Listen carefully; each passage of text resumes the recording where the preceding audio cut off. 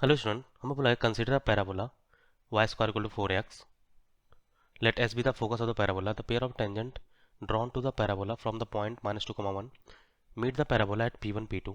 Let q1 q2 be the points on the line sp1 and sp2 respectively such that pq1 is perpendicular to sp1 and pq2 is perpendicular to sp2. Then which of following is true? इसमें एक diagram बनाता हूँ. Means y square equal to 4x हमारा parabola है. y square equal to 4x है ना. तो इसका जो फोकस होगा वो होगा 1,0, क्योंकि a,0 होता है Y square equal to 4x में. ए हमारा 1 है, ये 1,0 होगा. कोई पॉइंट है -2,1. -2,1 से हम लोग टेंजेंट ड्रॉ कर रहे हैं ना, दो टेंजेंट ड्रॉ करते हैं.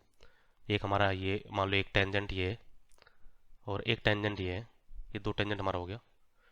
अब ये बोला गया कि ये टेंजेंट हमारे यहाँ पर मान लो टच कर रहा है. ये पॉइंट P था, हमें दिया गया ये -2,1 है.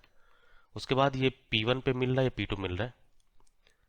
तो कॉन्सेप्ट हमारा ये है कि पैराबोला में जब किसी पॉइंट पे टेंजेंट ड्रॉ करते हैं, मीन्स कॉन्सेप्ट मैं लिखता हूँ.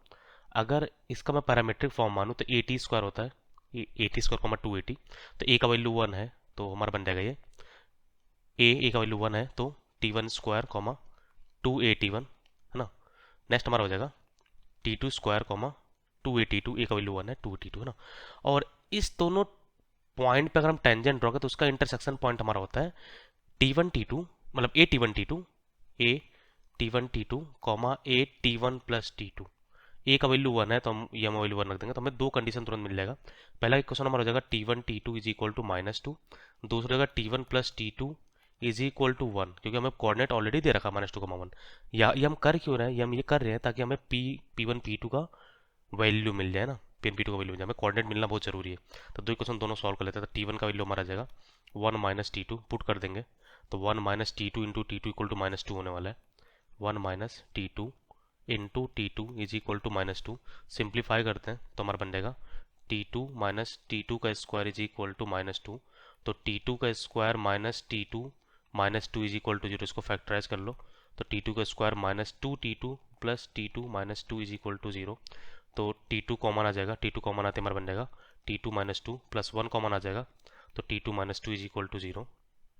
तो हमें T2 का दो वैल्यू आ रहा है, मीन्स T2 -2 और T2 plus 1 is equal to 0.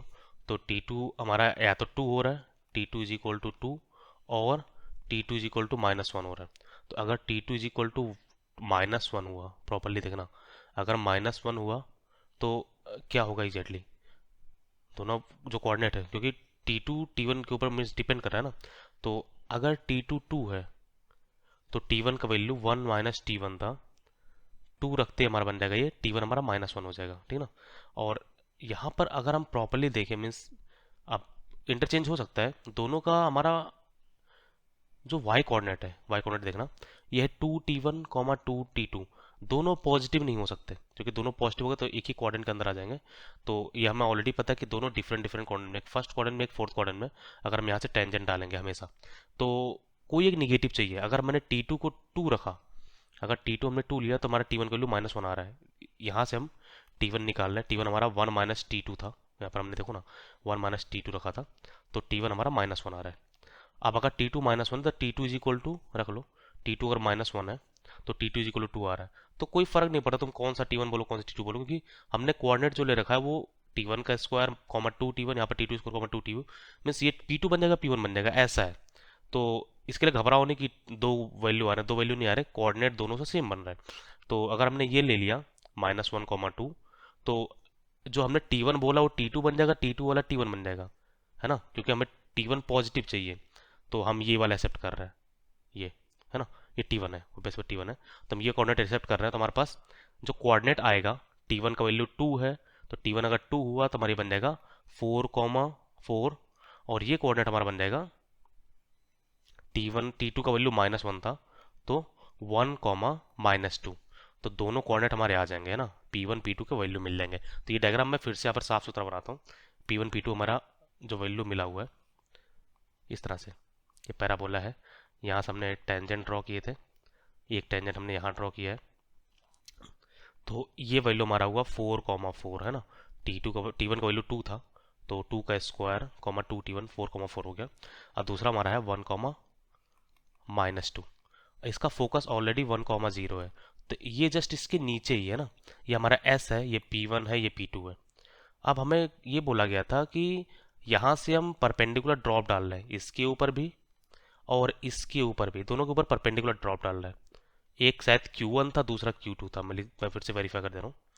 हमारा परपेंडिकुलर ड्रॉप डालने पे Q1 Q2 है और SP1 और SP2 such that PQ1 is perpendicular to SP1 है, तो ये Q1 है, ये Q1 है, ये P है, तो PQ1 हमारा SP1 के परपेंडिकुलर है और PQ2 जो है वो SP2 के परपेंडिकुलर है ना। तो तुमसे शायद डिस्टेंस पूछा गया, कुछ ऐसा है। अच्छा, SQ1 SQ2 इसके बीच का डिस्टेंस पूछा, तो अगर हम कोऑर्डिनेट निकालें तो हमारा सारा काम बन जाएगा, है ना। ये कॉमा ए ऑलरेडी 1,0 है, तो ये पॉइंट हमें ऑलरेडी पता है, वो -2,1 है। हमें एक्चुअली इसको सॉल्व करना है, इसका स्लोप हम ऑलरेडी जानते हैं। इसका स्लोप हमारा हो जाएगा, मीन्स इस लाइन का SP1 का slope of SP1, slope of SP1 हमारा बन जाएगा 4 - 0/4 - 1 यानी 4/3। तो स्लोप ऑफ PQ1 हमारा हो जाएगा -3/4। क्यों? क्योंकि हमारा परपेंडिकुलर है ना, तो इसका स्लोप इंटू इसका स्लोप -1 होगा, इसलिए तो हम इक्वेशन लिख सकते हैं क्लियरली PQ1 का। तो एक्चुअली मैं Q1 पॉइंट निकालना चाह रहा हूँ, इसलिए मैं कर रहा हूँ। तो PQ1 का इक्वेशन हो जाएगा y - 1 equal to -3/4 times of x + 2। ये हमारा इक्वेशन ऑफ क्या है? PQ1 है। और इक्वेशन ऑफ SP1 क्या होगा? SP1 हमारा इसका इक्वेशन बनने वाला है y - 0 equal to 4/3 times of x - 1। ये हमारा है SP1। मैंने यहाँ से पास कराया है -1,0 से, और स्लोप 4/3 है। जस्ट दोनों को घटा दो ताकि हमें Q1 कोऑर्डिनेट मिल जाए। घटाते हमारे पास क्या होने वाला है? ये माइनस, ये तो कुछ है ही नहीं, तो ये माइनस है ना, ये कैंसिल हो जाएगा तुरंत ही। y कैंसिल हुआ तो क्या बचा? y कैंसिल हुआ तो -1 इक्वल टू हमारा बन जाएगा -3x/4 -6/4 -4x/3 +4/3। तो यहाँ से हम x का वैल्यू निकाल लेंगे तुरंत ही, तो बाकी हम जोड़ लेते हैं इधर, हम सबको इधर लेके चले जाएंगे तुरंत ही। तो हमारे पास आने वाला है 3x/4 plus 4x/3 is equal to 4/3 + 1 -6/4। Simplify कर लेते हैं, एलसीएम ले लेते हैं, तो हमारे पास एलसीएम यहाँ पर 12 हो जाएगा। ऊपर हमारा हो जाएगा 9x + 16x is equal to, यहाँ पर भाई हमारा 12 होने वाला है, तो 16 + 12 - 18 है ना। तो बस सिंप्लीफाई कर लो, 12 से 12 कैंसिल हो जाएगा, तो ऊपर हमारा 25x आ गया। 25x इक्वल टू यहाँ पर क्या हो रहा है? 16 और 12 मिलके 28 हो गया, 28 - 18 का तो 10 बच जाएगा ना। तो x इज इक्वल टू हमारा आ जाएगा, x इज इक्वल टू हो गया मतलब 10/25। 10/25 बोलो तो 5 से कैंसिल हो तो 2/5 आ गया। अभी x हमारा 2/5 आ चुका है। इस x को ऊपर वाले इक्वेशन में पुट कर दो। ऊपर वाला इक्वेशन मतलब हमारा इक्वेशन दिया था y is equal to 4/3x - 1, तो मैं यहाँ पे पुट कर रहा हूँ। तो y इज इक्वल टू था हमारा 4/3 टाइम्स ऑफ x - 1 पुट कर दो, तो 4/3 टाइम्स ऑफ 2/5 - 1, तो हमारे पास आ जाएगा 4/3 इंटू -3/5 है ना, 3 से 3 कैंसिल होगा, -4/5 आ जाएगा।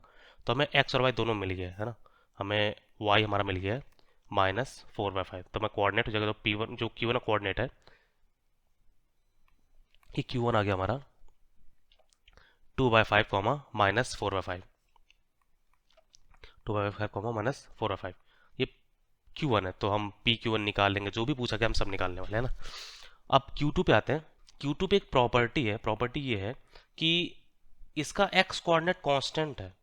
देखो ना, प्रॉपर्ली देखो, x कांस्टेंट है ना। यहाँ पर फोकस का 1,0, इसका भी फोकस, इसका जो P2 का वो x कोऑर्डिनेट 1 है, तो Q2 का x कोऑर्डिनेट तो 1 होने वाला है। y कोऑर्डिनेट क्या? अब इसका स्लोप अनडिफाइंड होगा, तो यहाँ से परपेंडिकुलर ड्रॉप करोगे तो हमारे पास इसका y कांस्टेंट होगा। y कांस्टेंट मतलब ये 1,1 होने वाला है। Q2 डायरेक्टली निकलेगा यार, इसका स्लोप अनडिफाइंड है, तो P Q2 का जो स्लोप होगा वो 0 हो जाएगा। Q2 का स्लोप मतलब y कांस्टेंट मतलब 1,1। अब तुमसे जो पूछा गया था, पूछा में क्या गया है, 4 ऑप्शन दिए गए। फर्स्ट ऑप्शन हमारा है SQ1, SQ1 हमारा 2 है, ऐसा बोल रहे हैं वो लोग। तो देख लेते हम लोग, SQ1 निकाल लेते हैं, डिस्टेंस डिस्टेंस बस निकाल लो। तो हम SQ1 निकालने वाले हैं। SQ1 हमारा हो जाएगा √1 - 2/5 का स्क्वायर, ही है ना, 1 - 2/5 का स्क्वायर प्लस 4/5 का स्क्वायर, 1 - 2/5 का स्क्वायर, ये हो गया x - x2 का स्क्वायर, -1 - x2 का स्क्वायर, कॉमा y1 - y2 का स्क्वायर, है ना, ये 4 है। बस सिंप्लीफाई कर लो तो हमारे पास क्या आने वाला है अंडर के अंदर, ये हो गया -3/5 का स्क्वायर प्लस 4/5 का स्क्वायर।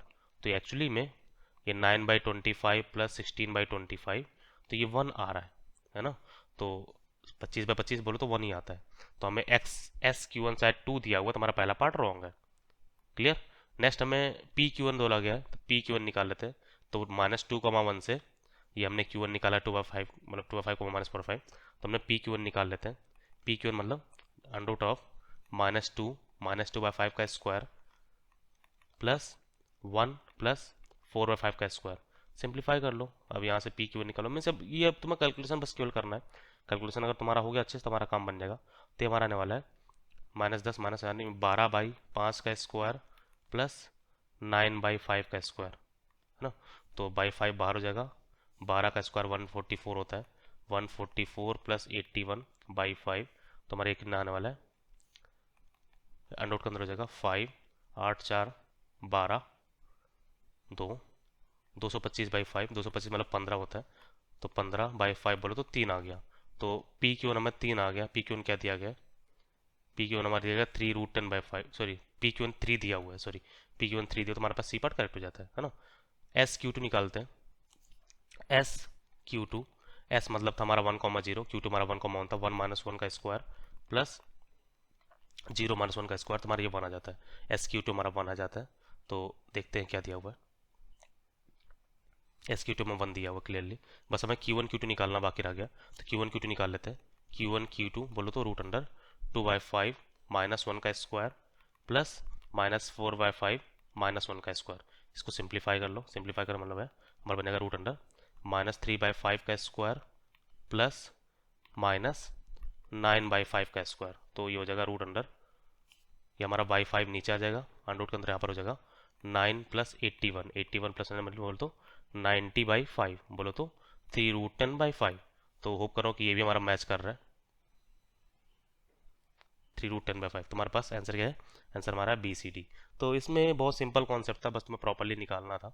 तुम्हें पैराबोला निकालना है, यहाँ पे पैरामेट्रिक फॉर्म T1 मानो, यहाँ पे T2 मानो, और उसका पॉइंट ऑफ इंटरसेक्शन होता है A1, A1 प्लस T2, वहाँ से T1 T2 आ जाएगा।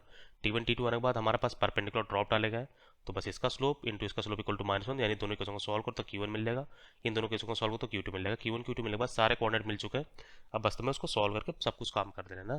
तो thank you for the watching.